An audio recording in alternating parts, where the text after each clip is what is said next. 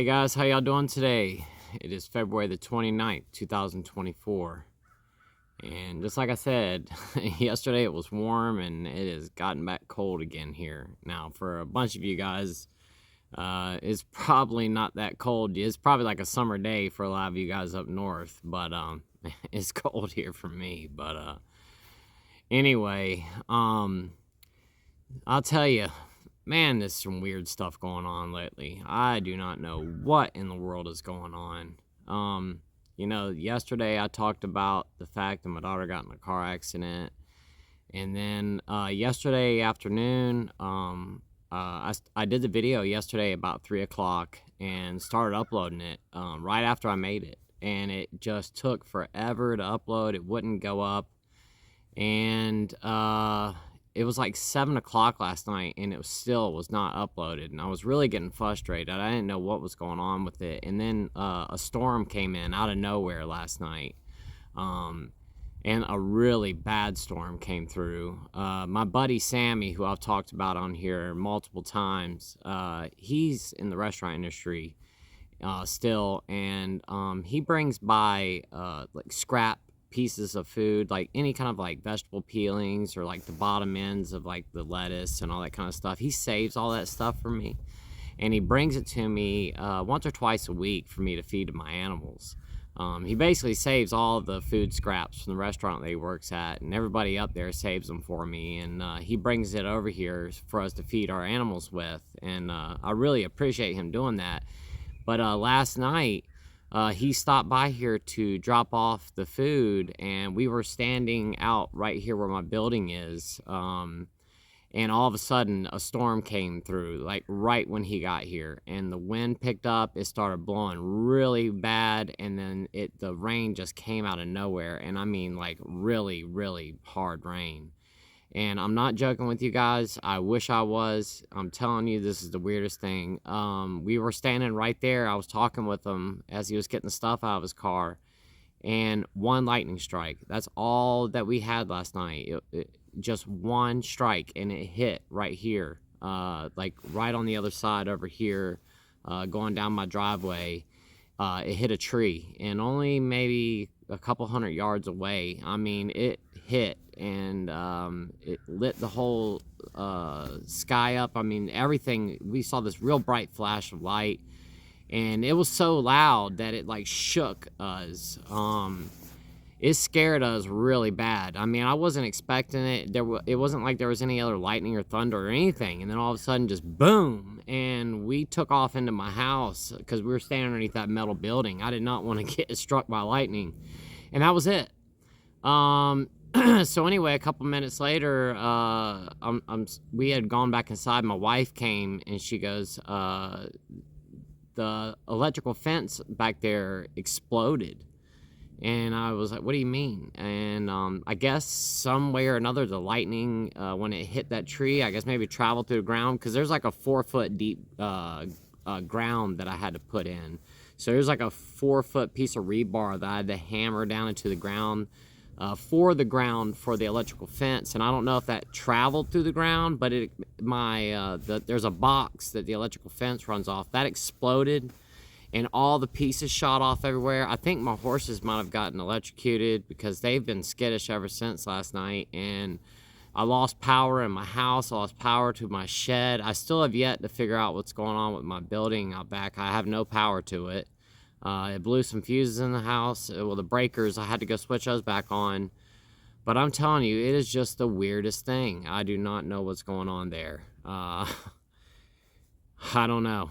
It's strange, and I'm baffled. But anyway, I just thought I'd share that with you guys. And after that happened, my internet wasn't working, and I got an error message that said that YouTube didn't accept the format of the file that I uploaded, and I've been doing the same exact thing every single time. I haven't changed anything differently, and now it wouldn't accept the file format. I don't know if it has something to do with the new intro that I did, but the music that I'm using is free through YouTube. I don't get it. So what I did yesterday, I'm sure you guys noticed that when I uploaded the video, I just uploaded the raw video footage without the intro or anything on there, and that finally got up last night, but that was like 9:30 or 10 by the time I finally got the video up. So I apologize, guys. I don't know what was going on yesterday. My internet wasn't working. And then that lightning struck and it messed everything up, and it knocked out the internet in the house and the power. Just very, very odd. But anyway, I'm trying to get this video done today, and hopefully it'll be uploaded early today. I'm hoping.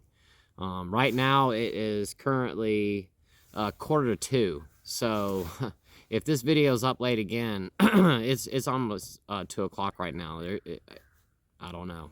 So anyway, sorry to waste all that time. I just wanted to explain what happened yesterday. It's just really odd.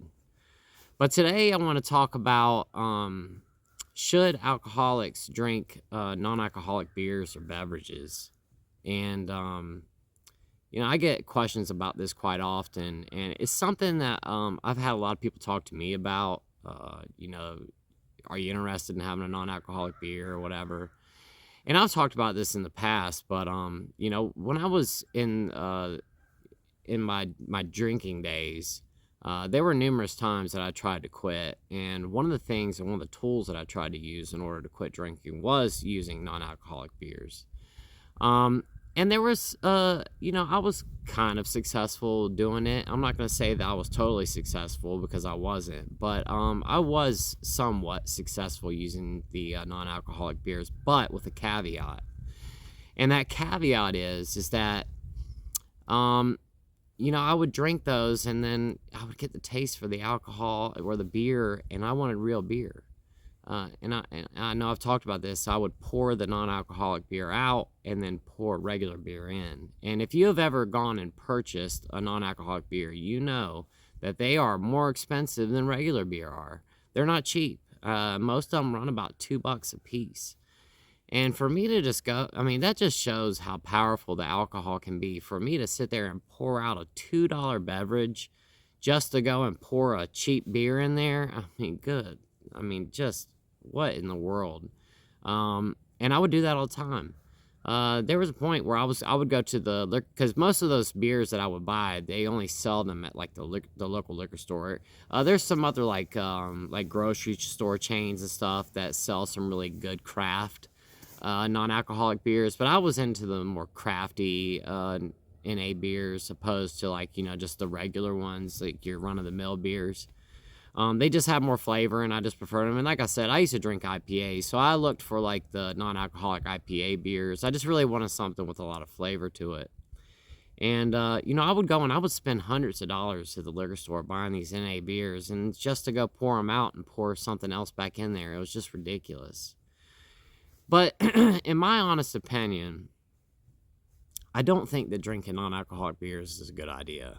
And there's a lot of reasons why, and I'm going to go over those in today's video. But I really think that when, being sober, I think you got to kind of be a teetotaler on it. And that doesn't go for everybody. And some of you guys, I'm sure, can probably drink non-alcoholic beers and you're just fine.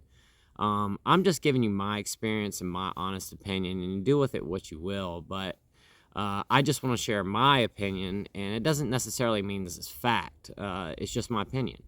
So, like I said, do whatever you would like to do, and if it works for you, then that's great. And, I don't have a problem with whatever you choose to do. I just, in my honest opinion and my personal decision in this, is that it's not a good idea.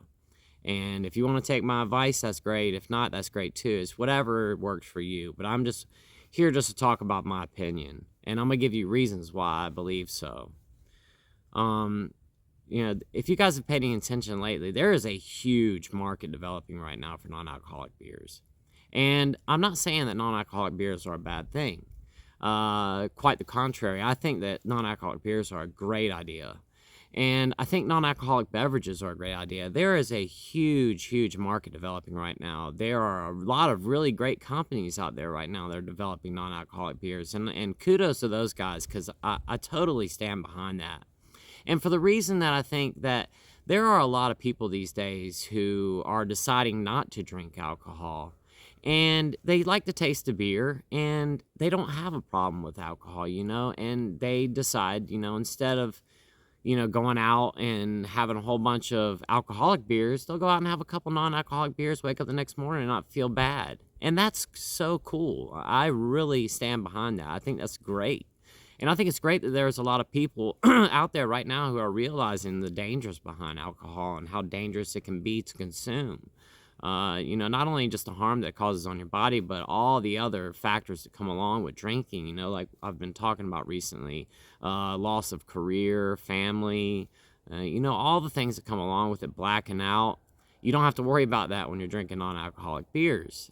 But I think at the same time that's great for people who don't have an alcohol problem. And one of the biggest reasons that I believe that non-alcoholic beers is an issue is that because not all non-alcoholic beers, for one, are created equal. There are a lot of non-alcoholic beers out there, a bunch, and especially since over the past few years, they have really started. Basically, every beer company has come out now with their own version of non-alcoholic beer. I think that even like Guinness now has their own NA beer, and that's just insane. I would have never have thought that a company like that would develop something like that. And once again, my hat's off to those guys for stepping into that market, because I think it's really good, and especially for people who are younger, that maybe don't really care to get drunk, but they like the taste of beer and they want to have one, and that's a good option for somebody that doesn't have a problem with alcohol. But the problem is like I said, not all non-alcoholic beers are created equal. And a lot of the non-alcoholic beers still have trace amounts of alcohol in them. Back during the beginning of Prohibition, they basically came up with, from what my understanding is, that they came up with a law. In the law, it stated that in order for a beverage to be non-alcoholic, it had to be 0.5% or less. And they have still kept that idea. And still to this day, if you look at most non-alcoholic beers, if you look at them on the back, it'll state 0.5% alcohol or less. And the problem with that is that little 0.5% of alcohol might just be enough to trigger you. And I have drinking my fair share of non-alcoholic beers, and I can tell you that I can taste the alcohol in there. Especially now, if I was to try one, I know for a fact I would be able to pick up on it. And even when I was a drinker, I could pick up on the alcohol in there. Even though it was very small and minute, I could still taste it and I could still smell it in the beer. And the problem with that is that, you get that taste and that smell, and if you haven't drank in quite some time, and if you were to drink quite a few of those non-alcoholic beers in a short period of time, you might actually catch a little teeny bit of a buzz. And that would be enough to trigger you, maybe. And that's why I think it's just not a good idea. I can't remember the name of it. It's called euphoric recall. The smell and taste of beer are so similar that it could actually trigger a response. It's called euphoric recall, which is the memories of the good times of drinking, for one. And you get that taste of the alcohol or the beer or whatever it is, because they even have non-alcoholic wines out there. They have non-alcoholic spirits out there now. It's not just non-alcoholic beers. But I think that, just getting that, when you first crack a beer open, that little bit of like mist that comes off the top of it, and you get that smell, the carbonation in the beverage. It's got that little bit of, I don't know what it is, but a little bit of like aeration that comes off the top, and you get that smell. It goes right up your nose, and I mean, right there, probably be enough for me to trigger me to go, the heck with this. I'm going to go get some real beer. And that's where I think where the problem lies with it, is that it's not that non-alcoholic beer in itself is that bad. I just think that that it can actually really create a trigger that could lead us back down a road that we do not want to go down, especially if you've got some time under your belt. That really could set you off. And the smell is so similar and the taste is so similar. Now, they're not exactly the same, but man, I'll tell you, the ones that they're making these days, they are so close. Now, there are some non-alcoholic beers out there that have zero alcohol, so they claim. And I don't know for sure. And there are some ones. There's one that comes in a green bottle. I'm not going to say the name of the company, but that one right there, and I drank that one when I was, quitting alcohol. And I'll tell you what, if somebody took a real beer, a real one of those green bottle beers, and a non-alcoholic one of those beers, and they took the labels off and told me to decipher which one, I would not be able to tell. I'm telling you, that's how close they taste to each other. So that's where I think the problem lies. It's not necessarily that it's got a little bit of alcohol in it, which I think is a problem too. I just really think that it's going to lead you down a road. The potential for triggering is so high, and I just think the risk isn't worth it. I just don't think it's worth playing around with. There are so many other things that you could have, and if you want a nice refreshing drink, there are sparkling waters and all kinds of stuff, and sparkling cider and things like that. You don't have to necessarily have a beer. Now, if that's what you decide that you want to do, that's fine. No, I'm not going to persecute you for that, and I'm not even going to say anything negative about it. This your body, your decision, and if it works for you, that's completely okay, and I stand behind you. I'm just, like I said, once again, I'm just stating my own opinion and how I feel about it, and I know for myself that I just think that it would be a horrible idea for me to try that. And has the thought crossed my mind before? Yeah, absolutely, it has, especially during the summertime when it's really hot, and I have to do some yard work or something like that. I mean, you guys know as well as I do how good a cold beer can be on a really hot summer day. But once again, I think that having that really cold beer on a hot summer day could lead me to the gas station or grocery store getting the 12-pack of the real thing. One of the other things, too, is that a lot of the non-alcoholic spirits that are out there, if you guys have paid any attention to any of those, there's like some out there like euphorics and stuff like that. Those beverages have a lot of different things in them. It's not just like fruit juice or something like that. They actually incorporate a lot of different herbs and things like that in there. And you really want to be careful when you're drinking those types of things, especially if you're on some sort of different types of medication that can interact with some of those herbs and things that are in there. It's not just, it's not all innocent. Some of those things could actually interfere with some medications, especially blood thinners. So just be wary of that and just be careful if you are willing to try some of that stuff, because some of these non-alcoholic spirits, they actually do have a psychoactive component to it. And people have reported that, they feel more relaxed after they've drinking them, a little bit more social. And I just think that might actually just lead you down a path that you probably don't want to go down. And once again, that's just my honest opinion. I know for myself that if I was to drink something that made me feel relaxed and made me feel more chilled out and maybe a little bit more sociable and, able to talk a little bit more and laugh, I think that might cause a problem. And I might actually start drinking that stuff a little bit more than I should. There are some other beverages too that I wanted to talk about as well. And what brought this idea on is I was watching a documentary this guy did, and I'll look and see if I can find it and add it to the comments and I'll put it in a pinned comment on there so you guys can check it out as well.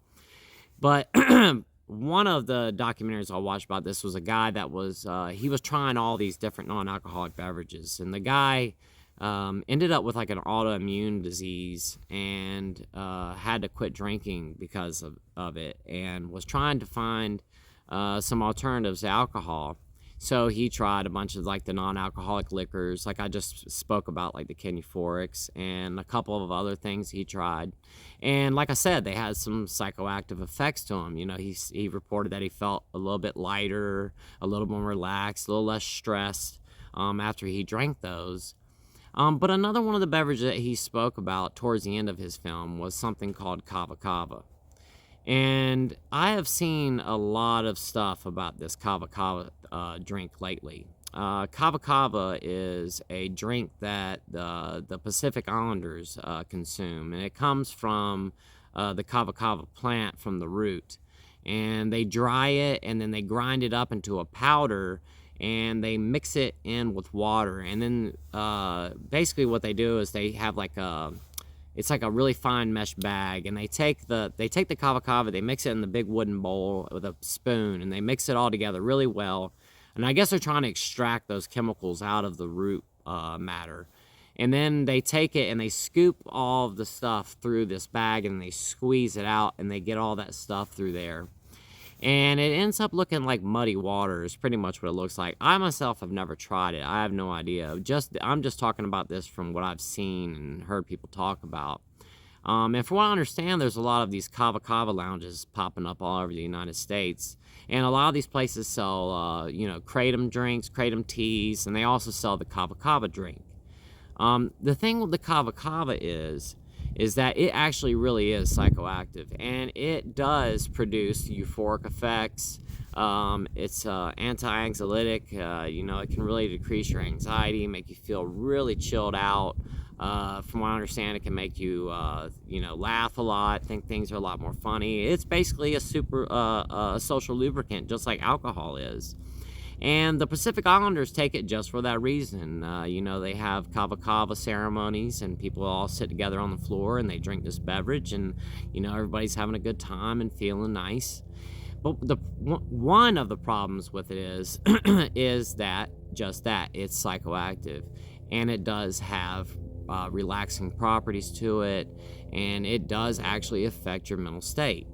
And the thing with that is that if you have a problem with alcohol, I would probably stay away from that, just for the sense that if you've already had a problem, if you already have that addictive personality, and you're already prone to getting addicted to substances like that, I would just stay away. Reason being is because you might actually really like the way it feels, and you might consume it a little bit more than you should. From what I understand, it's really not good to drink that stuff more than like once a week. And if you're anything like me, if it's something that makes me feel good, once a week is just not good enough. I need it every day. And then it's going to turn into, once a day into multiple times a day. And from what I understand from my research is that, they're not 100% sure, but there are a lot of people that say that that kava can be highly toxic to the liver. So with that said, if you're anything like me, having kava, and which I said, I've never tried this, so I don't know. And I don't want to even play with it because I'm scared of it. But if in fact they're, what they're saying, and I believe what they're saying. I mean, the Pacific Islanders are even talking about how it makes them feel. If you're able to get that good of a feeling off of it and wake up without a hangover the next day, I would be the type of person that would be doing it every single day. And with it being toxic to the liver like that, I just think it's just a bad road to go down. I don't think you should experiment with it, especially, with the fact that if you've been a heavy drinker and an alcoholic, and especially with liver disease, you've already caused some damage to your liver, and it's probably not a good idea to go dabbling around with something that can be toxic to the liver in that manner. So my opinion is stay away, and whatever you want to do. And if you've been enjoying kava and it's something that you've tried and you are able to control it and do it every once in a while, then kudos to you. But for most of us, I think it's probably a bad idea, and that's just my honest opinion. Let's see what else we have here. Speaking about non-alcoholic beers and beverages, I was just looking at some numbers, but between July and September of 2020, non-alcoholic beverage sales were up by 38% versus 2019. So that just shows you how big of a movement is going towards all these non-alcoholic beverages right now. And like I said, I think that's a really good thing for a lot of people. I just think it's really cool for people to be able to drink something non-alcoholic, and kudos to the people too that are actually trying to go down a different road. They've probably picked up on the fact that alcohol can be a serious issue. Here's another problem as well about the non-alcoholic beverages. According to a 2010 study published by the Canadian Journal of Clinical Pharmacology, out of 48 non-alcoholic beers, 13 or 29% of them had ethanol levels higher than advertised. They had greater than 1%. So, a regular beer has what? 4.5%, 5% alcohol maybe. So if you were to drink 3, 4, 5 of those pretty quick, you might actually catch a little bit of a buzz. And, it might be a very small and significant amount of alcohol, but that little bit of alcohol still has to be metabolized by your liver. And especially if you already have some liver issues, it's gonna go, it's gonna have to be metabolized by an already damaged liver. And then on top of that, if you have liver disease or anything like that, and if you're on a transplant list or anything, or if you're looking to get on a transplant list, they can go back, they can see that you've been drinking. So I would just highly suggest not to even play around with it, because you are actually going to get alcohol in your system, and I just don't think it's a good idea. For the simple fact, for one, if you're trying to get a liver transplant, you do not want to have any trace amount of alcohol in your system at all. And like I said, I just think it's a slippery slope, and you're playing a game. It's basically Russian roulette, Yeah, you might not have a problem with it, but the chances that you might have a problem are pretty high. And I don't know what the statistics are or what the numbers are on that, but I would imagine that, drinking even small amounts of alcohol probably, has a pretty high rate of people falling back down and right off the wagon and getting back into actually drinking booze again. So I don't think it's a great idea. Excuse me one second. So with that said, guys, I think that's it for today's video. I just wanted to touch on non-alcoholic beverages today.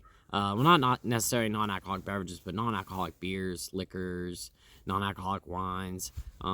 Like I said, in my opinion, I just think it's just not a great idea, and I just wouldn't fool around with it, just for the simple fact that you just don't want to go back down that road again, especially if you've got some sobriety under your belt. Why go back and play with that? And, you've probably, at this point, if let's say you got a year under your belt or 3 months or whatever it may be, you've gotten that far away from the taste of the beer. Why reintroduce that again? Because, beer does taste pretty good. And why would you want to play around and taste it? It's like, if you've got diabetes, why play around eating candy or something like that, something that's high in sugar, because you're just going to get more of a taste for it. It's better just to stay away, because, as well as I do. I mean, I don't know what your candy might be, whoever you are. I can tell you, my favorite candy in the whole entire world is Reese's Peanut Butter Cups. And I can't just eat just one. I can't. I mean, it's absolutely impossible. They are so good, especially the little Reese's Peanut Butter eggs or the Christmas trees, the ones that are like nothing but peanut butter with a little bit of chocolate on the outside. Man, I'm telling you, those things are ridiculously good, and I love them, and I know better than to touch them. I just stay away because they are so good that if I eat one, well, I'm gonna eat 10, and I can't. It's gonna have my blood sugar through the roof, and there's just no point in even tempting fate. So with that said, guys, I'm gonna go ahead and hop off of here today. Thank you so much for all the nice comments yesterday about my daughter getting into the car accident. I really appreciate that a lot. That accident really shook her up really bad, and she's really upset right now, but at least she's okay. She's really sore from the accident as well, but like I said, she's all right. And I had a couple questions. What happened? The deer did die, but the deer died immediately. It wasn't alive after it was hit. It's unfortunate, but it didn't suffer. It wasn't laying there. And if it was suffering, I would have done something about it. But when I got to the accident where she was at, the deer had already passed away, and it wasn't laying there hurting or anything like that. I mean, it was like on impact. That was it. But thank you so much to everybody, saying I'm so glad that your daughter made it okay, and all the nice things you guys had to say. That really means a lot to me that you guys said that. It's so nice of you all. And it is a pretty tough thing to go through, especially with that being like her first real accident that she's been in. It can be really scary, your first accident, because it's just you don't expect it to happen, especially when the airbag deployed in her truck, and it hit her in her face, and I think it just really scared her really bad. You know, that airbag, when it pops out, I mean, it comes out quick. I mean, it's in a split second. You've got this huge airbag that blows up on you, and it burns your face, and I think it just really scared her more than anything. But I do really appreciate all of you guys saying such nice things and wishing my daughter and my family well during this time. And I do really appreciate you all, and I love you all so much. So thank you. And until tomorrow's video, I'll see you guys then. Don't forget, Saturday's going to be the live at 12 o'clock Eastern Standard Time. I really hope to see you guys there. So until tomorrow's video, I will see y'all then. Y'all have a great day. Bye-bye.